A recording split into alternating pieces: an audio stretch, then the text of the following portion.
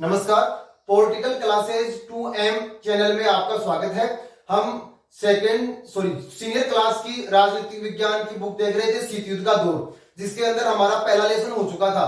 पहला लेसन अब की बार माध्यमिक शिक्षा बोर्ड ने उसको हटा दिया है, लेकिन वो हमें पढ़ना जरूरी है, क्योंकि वो पढ़ने पर ही हम आगे के लेसन समझ पाएंगे।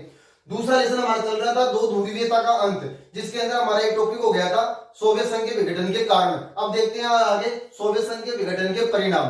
तो सोवियत संघ के विघटन के सीधे से परिणाम है कि विश्व में दो महाशक्तियां थी, सोवियत संघ का विघटन हो गया तो एकमात्र महाशक्ति बची अमेरिका। जब एकमात्र महाशक्ति अमेरिका बची तो शीत युद्ध का दौर क्या हो गया, समाप्त हो गया, क्योंकि एकमात्र महाशक्ति थी तो शीत युद्ध अपने आप समाप्त हो गया। जब शीत युद्ध समाप्त हो गया तो विश्व के अंदर शीत युद्ध समाप्त हो गया तो हथियारों की होड़ भी क्या हो गई, समाप्त हो गई। विश्व में लोकतांत्रिक पूंजीवादी विचारधारा का प्रभाव बढ़ा, साम्यवादी विचारधारा का प्रभाव कम हुआ।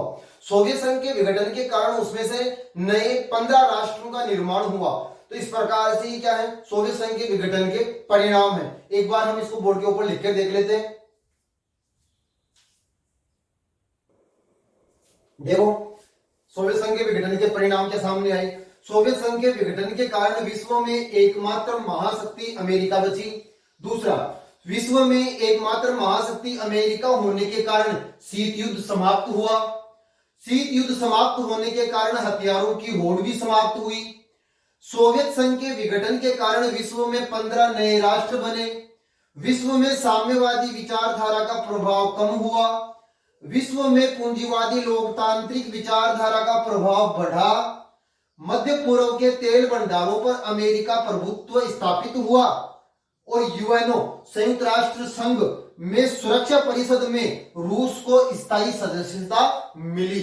तो इस प्रकार से सोवियत संघ के विघटन के परिणाम है। सीधे सीधे याद रखो, एकमात्र महाशक्ति बची, शीत युद्ध समाप्त हुआ, हथियारों की होड़ समाप्त हुई, 15 नए राष्ट्रों का निर्माण हुआ और साम्यवादी विचारधारा का प्रभाव कम हुआ, पूंजीवादी लोकतांत्रिक विचारधारा का प्रभाव बढ़ा और तेल भंडारों के ऊपर अमेरिका का प्रभुत्व स्थापित हुआ और यूएनओ में सुरक्षा परिषद में रूस को स्थायी सदस्यता मिली।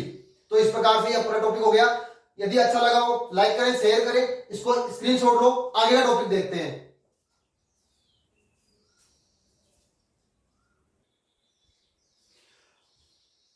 अगला टॉपिक है शीत युद्ध के दौरान भारत व सोवियत संघ के बीच आर्थिक संबंध कैसे थे। तो ये हमारे एक दूसरी किताब के अंदर और इसमें भी एक टॉपिक आएगा, भारत और रूस संबंध। तो उससे संबंधित ये टॉपिक है।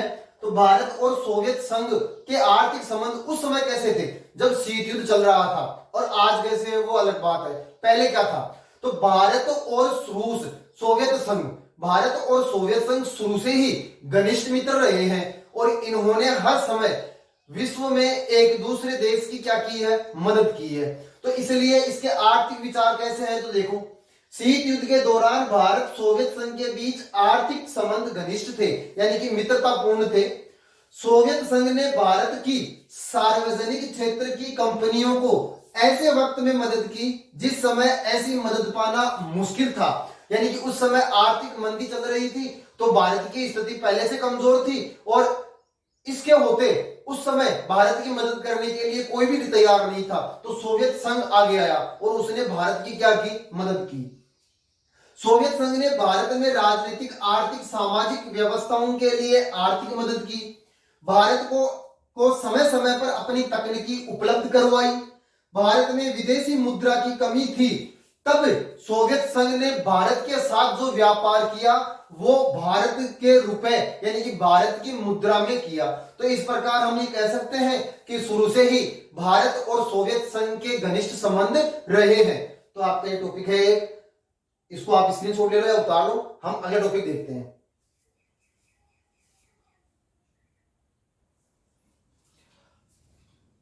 आगे देखो अगला टॉपिक, सोवियत संघ के इतिहास की सबसे बड़ी ग्रासेल क्या थी। तो सबसे बड़ी इतिहास की ग्रासेल क्या थी कि सोवियत संघ की आर्थिक स्थिति खराब होने के कारण समाजवादी व्यवस्थाओं के अंदर सार्वजनिक या निजी संपत्तियों का प्रावधान नहीं होता है। कहने का मतलब क्या है कि समाजवादी व्यवस्था के अंदर निजी संपत्ति नहीं हुआ करती है, सबके ऊपर सरकार का अधिकार होता है। तो आर्थिक स्थिति खराब होने के कारण, सोवियत संघ की स्थिति खराब होने के कारण उन्होंने अपने सार्वजनिक क्षेत्र के जितने भी उद्योग थे उन्हें अनाप शनाप या कम कीमतों पर या औने पौने दामों पर निजी हाथों को सौंप दिया, और इसी को कहा गया इतिहास की सबसे बड़ी गराज सेल। तो देखिए, पूर्वी सोवियत संघ के सार्वजनिक क्षेत्र के 90% उद्योगों को अनाप शनाप या औने पौने दामों पर यानी कि कम दामों पर निजी कंपनियों को बेचने को सोवियत संघ के इतिहास की सबसे बड़ी गराज सेल कहा जाता है। फिर देखिए अगला टॉपिक, सोवियत प्रणाली का पूर्वी यूरोप या दूसरी दुनिया पर क्या प्रभाव पड़ा। तो पूर्वी यूरोप के देशों के ऊपर प्रभाव किसका था, सोवियत संघ का, और सोवियत संघ ने इन पूर्वी यूरोप के देशों को फासिस्टवादी जो ताकतें थी उनसे मुक्त करवाया था, स्वतंत्र करवाया था, इसलिए इनके ऊपर ज्यादा प्रभाव किसका था, सोवियत संघ का। इसलिए सोवियत संघ ने इन देशों के ऊपर अपनी सामाजिक व्यवस्थाओं को ढालने का प्रयास किया या उसके अनुरूप इन देशों को ढालने का प्रयास किया। तो देखो आप, पूर्वी यूरोप के देश सोवियत संघ के अंकुश में आ गए थे। क्यों? क्योंकि इन देशों को फासिस्टवादी ताकतों से, चुंगल से मुक्त कराया था सोवियत संघ ने। इसलिए इन सभी देशों की राजनीतिक और सामाजिक व्यवस्थाओं को सोवियत संघ की समाजवादी प्रणाली की तर्ज पर डाला गया, यानी कि जहां तक हो सके वहां तक यहाँ पर, यानी कि इन देशों पर सोवियत प्रणाली अपना प्रभाव या अपनी विचारधारा का प्रभाव बढ़ाने का प्रयास कर रही थी और उनके ऊपर इस प्रकार का नियंत्रण बनाने का प्रयास कर रही थी। तो इस प्रकार से ये हमारे कुछ टॉपिक हो गए हैं, जो इसके रह गए वो अगले वीडियो के अंदर पूरे टॉपिक आ जाएंगे। यदि आपको अच्छा लगा हो तो इसको लाइक करें, शेयर करें, सब्सक्राइब करें। धन्यवाद।